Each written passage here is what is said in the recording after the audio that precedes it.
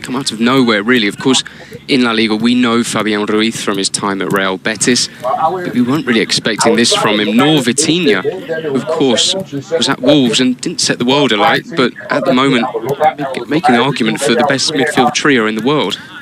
Yeah, they're not the most physical of trios, but technically, it's so hard to get the ball off them. You don't want to be playing chase against them, do you? Exactly, and I guess it's something that you almost have to accept. You accept that they're going to have the majority of the ball in the middle of the park, and it's about dealing with that. It's about maybe using Real Madrid's added physicality of Valverde, Tchouameni, Camavinga, Bellingham. All of them are physically more apt than the PSG midfield, you would say.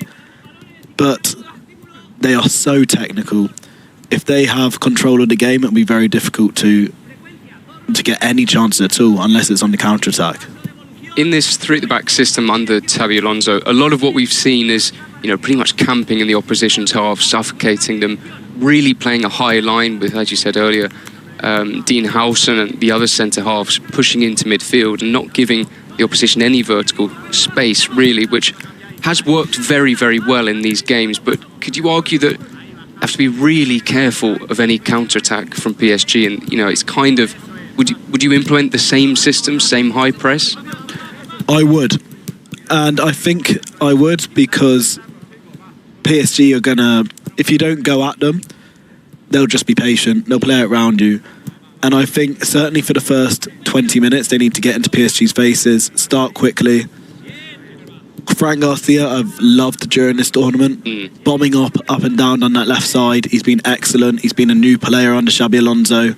Trent down that right side, also bombing on. And I think that is where the majority of chances have come for Real Madrid this tournament. We see most of the goals come from a cross or something coming across the box. And I don't think that's something you sacrifice because of the opposition. Real Madrid have the quality. Yes, PSG are one of the best sides in the world, if not the best. And you have to make some changes, but I think to abandon what's been working so well and been improving throughout the tournament, it would be a mistake. Well, we've discussed PSG's threats, and it's about time we talk about Real Madrid's players of the moment.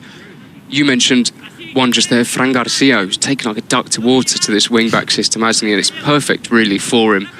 And, well, the one man we have to talk about is, of course, Gonzalo Garcia. We knew he was a talented striker, did very, very well with the Castilla team, and when he came into the first team last season.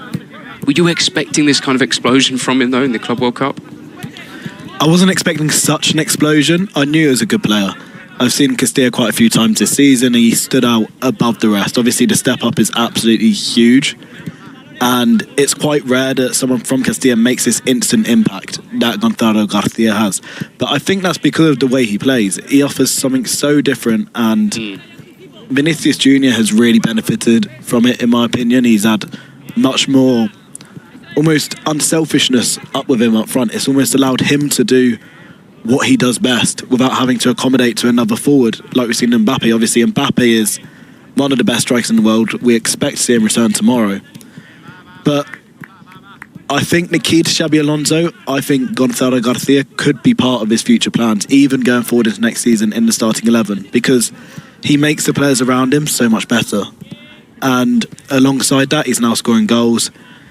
When he first came to the team, he looked a little bit nervous in front of goal, and that's completely gone now. And we're starting to see his conviction like he had for Castilla last season, where he scored 25 goals. That's right. Well, it's not the same build, but similar to the role that Victor Boniface played in Xabi Alonso's Bayer Leverkusen team. Of course, playing with the kind of number 10 inverted wingers, if you want, behind the striker, and they're very much feeding off of the hold-up play of said striker, which Gonzalo Garcia, I tell you what, it's not very trendy in modern football, playing a classic number 9, bit of a backboard up top, but as you said, he's really helped out the players alongside him. Not being the tallest player in the world or the most physical, I think his hold-up play has been absolutely excellent. And as you said, really allowing for those late runs coming either side of him for players like Bellingham to feed off of him, as well as the two wide men. Another player we probably should talk about, another player who's having a stellar tournament, Arda Güler. Now, Xabi Alonso said in his first press conference of the tournament, he thinks Arda plays in his best, playing off of the right-hand side, playing in the front three. Since then, he hasn't played there once. So now we know at least that Xabi Alonso doesn't mind throwing the press a few curveballs. Gula has been kind of playing as a deep-lying playmaker, as the deepest midfielder in that system. And he's doing it incredibly well, isn't he? We saw Ancelotti say towards the end of last season that that's where he saw Arda Güler's future. And he got tested out in a few games. There was that Getafe game, wasn't there? Getafe game, he was excellent. It was like a new player. And it seems like his confidence has grown and grown from then. And I think he truly believes he can be a key part of Real Madrid's midfield next season. There's been so much talk about finding this Modrić replacement, but I think he's been there the whole time. He doesn't look like your most stereotypical centre midfielder. He looks quite slight, but I think the spaces he picks up, the technical ability, as we talked about PSG's midfield earlier and how they're not the most physical, but they have great technical ability. It's hard to get the ball off them. Arda Güler would fit into that midfield like a glove, and I think he could be an excellent option for Real Madrid in this position for years to come. And he's got very physical players alongside him, Tchouaméni, Bellingham, Valverde. Exactly, and well, you've got Valverde, who runs the most, I think, in world football alongside him. Arda Güler also works hard. He's absolutely everywhere. He will put his foot into every challenge. Whether he wins it, who knows? But he gets himself about, and his quality on the ball, the cross he put in, that cross for Mbappe the other day, for that scissor kick was amazing. It seems like he links up with players better than anyone in this Real Madrid team. Ironically, Gonzalo Garcia is another man who is like that. He gets lots of little flicks and little 1-2s. And I think he's a great option. I think he's almost undroppable at the moment for Xabi Alonso. That's what I was going to say. It seems a bit mad to think that Arda Güler was a player maybe 1.5, 2 years ago. We were still kind of getting the impression that he wasn't ready, that we still needed to be patient with him. And as you said, now he's undroppable. You can't take him out of the first 11. And it's not just playing in the middle, you know, being that conduit between the midfield and attack. But it's in modern football, how often do we see teams just limited to playing through the wings? I think in these past few games where he started in that position, in that almost 6 role, the way he's just opened up the centre of the park, you don't really see a lot of players that can do that. And I think Ancelotti deserves quite a lot of credit for this as well, because we've seen him with young players over the years. Think of Vinícius Jr., he came over from Brazil at a young age, didn't come straight into the first team. And he's done that with a lot of young players. I think the same is happening with Endrick at the moment. And Arda Güler, I think he's been working on this position for a while. It looks like he's been training on this for a long time. Otherwise, he's a very extremely talented player, just step in those shoes straight away. And I think I have a sneaky suspicion he's been working on it for a while, because he looks such a natural in that position. And as Ancelotti said, that's where he saw his future. Well, now we're watching the players take part in an attack versus defence. Lovely touch in the middle there by Tchouaméni. We can see Camavinga. We're not sure if he's entirely fit.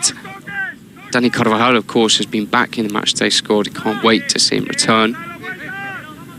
Endrick, who you just mentioned, Joe, was still not expecting him to be match fit just as of yet. Only just returned to the training camp. The only player not present, Edouard Mendy, I should say. Still recovering from a slight injury, but not expected to be out for too much longer. So we are, how many is it? 5 games now into the Xabi Alonso era. Do you reckon you could describe the Xabi Alonso's Real Madrid? What exactly it is, the key factors, and how he wants to play, bearing in mind the small case study we've seen already? Intensity, high press. On the ball, it still seems quite transition-y, like it was under Ancelotti, but I think that's the type of players that Real Madrid have. Very dangerous on the counter-attack, but you're seeing little patterns now come up in the midfield, along the tack line. The defenders drive from deep, and that's Xabi Alonso's Real Madrid. Well, we're going to see a bit more of Xabi Alonso's Real Madrid tomorrow against PSG. That's all from us and our live training today. Until then, though, it's adios from us.